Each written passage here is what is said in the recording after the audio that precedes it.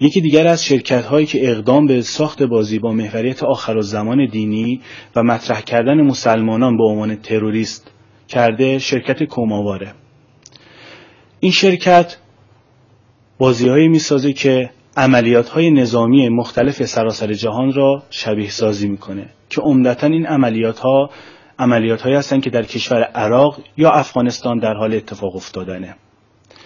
جالب اینه که بدونیم در عملیات عراق در مراحل مختلف وقتی شما اماکن تروریست ها رو پاکسازی میکنید، داخل این اماکن و اتاقها میزهایی وجود داره که بر روی این میزها نوشته شده محمد رسول الله و همچنین مکانهایی هستند که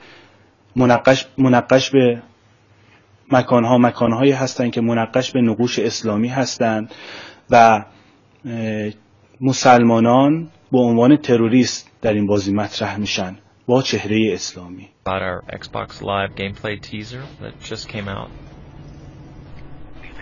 شرکت کوما ریلیتی گیمز عنوان می کند برای مشترکین خود این امکان را فراهم می کند تا تجربه کنند مأموریت هایی را که بر اساس حوادث بحرانی روز جهان است. بازی های جدید این شرکت در مناطق مختلف جهان است مانند عراق، افغانستان، ویتنام و ایران. کیت هالپر، مدیر شرکت کوما ریلیتی گیمز، در گفتگو با بخش فارسی BBC تاکید کرد: ما تلاش می‌کنیم که به عنوان یک رسانه تصویری همزمان با اخبار پیش برویم. وقتی مخاطب هر روز اخباری را در تلویزیون یا روزنامه‌ها می‌بیند، این یک فرصت استثنایی برای ماست که ما هم نظر او را با یک بازی درباره همان موضوع جلب کنیم. کیت هالپر میگوید برخی رسانه‌ها به تفاسیری از واقعیت میپردازند که درکش برای عامه مردم امکان پذیر نیست. اما بازی‌های ویدیویی ما واقعیت ملموس را، یعنی آنچه در خیابان‌های بغداد میگذرد، بازسازی میکند. شرکت کوما در بیانیه‌های مطبوعاتی که پیش از این منتشر کرده بود، هدف از انتشار این بازی‌ها روی اینترنت را نمایش جانفشانی‌ها و موقعیت‌های خطیر سربازان آمریکایی اعلام کرده بود. ریلیتی گیمز از دو مؤسسه حامی سربازان جان باخته و معلول آمریکا حمایت می‌کند. با این حال سخنگویان و مدیرعامل این شرکت مؤکداً هر گونه ارتباطی با دستگاه‌های دولتی آمریکا را انکار می‌کنند. در این حال کیت هالپر میگوید که برخی از محصولات این شرکت توسط ارتش امریکا مورد استفاده قرار میگیرد. نشریه آلمانی اشپیگل آنلاین در گزارشی اعلام میکند کارشناسان نظامی سابق ارتش امریکا به عنوان مشاور با این شرکت همکاری میکنند. این شرکت تاکنون بیش از 83 بازی با موضوعهای مختلف ساخته است.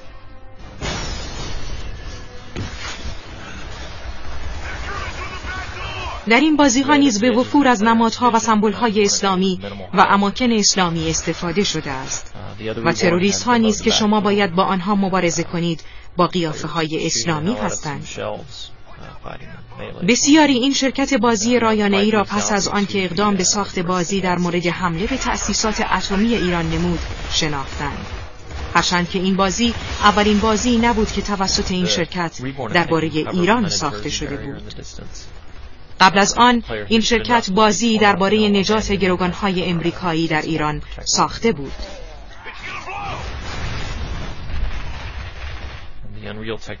شما برگزیده نیروی ویژه‌ای به نام دلتا فورس هستید.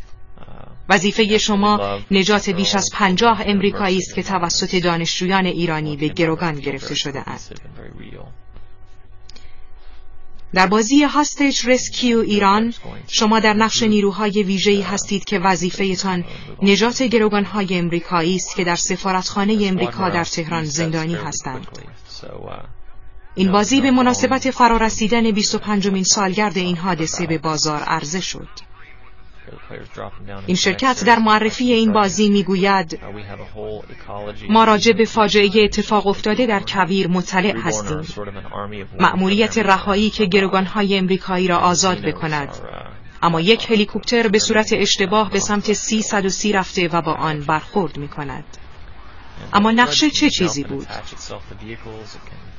شما پس از پیاده شدن در کویر به وسیله کامیون به تهران منتقل می‌شوید و پس از درگیری با ایرانی‌ها و نجات گروگان‌ها آنها را به یک استادیوم در آن نزدیکی برده و آنجا هلیکوپترهای امریکایی به شما کمک خواهند کرد.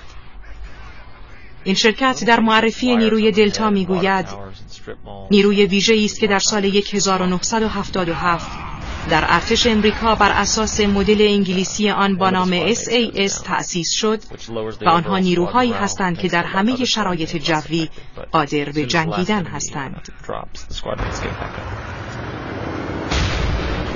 رسانه بازی‌های ویدیویی با قابلیت‌ها و ویژگی‌های خاص خود به یکی از ابزار تاثیرگذار جهان غرب در راستای ناتوی فرهنگی علیه دنیای اسلام و خصوصاً انقلاب اسلامی ایران بدل شده‌اند. جای بررسی و تحلیل درباره این رسانه بسیار زیاد است. صنعت نوظهوری که هنوز مانند رسانه سینما مورد توجه و نقد و بررسی قرار نگرفته است، ولی در یک راستا و خط مشی ثابت و یکسان تولید شده و از یک منبع تغذیه می شود. رسانه‌ای که همچون امپراتوری سینمای غرب مبلغ انواع منجیان آخرالزمانی غربی است.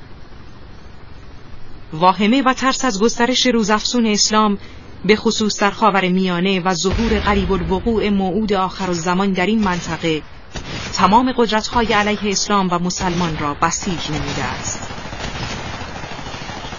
دقت در مطالبی که در این مبحث به آن پرداخته شد زمینه‌ای را فراهم می‌آورد تا از سوی محققان و پژوهشگران با دقت بیشتری به بررسی تأثیرات بازی‌های رایانه‌ای بپردازند و از سوی مسئولین فرهنگی با تیزبینی و درایت بیشتری نسبت به این مقوله فرهنگی واکنش نشان داده و از سوی دیگر زمینه استفاده از این ابزار را در راستای جهاد مجازی فراهم نمایند. امیدوارم مطالبی که بیان شد مورد استفاده عزیزان و دوستان قرار گرفته باشه، خصوصا کسانی که کاربر بازی‌های رایانه‌ای هستند و نیز مسئولین فرهنگی که باید در این راستا تدبیری اتخاذ کنند و در عین حال این مطالب زمینه و مقدمه خوبی باشه برای کارها و مطالعات و تحقیقات بیشتر و جدی‌تر در این زمینه. خدا نگهدار.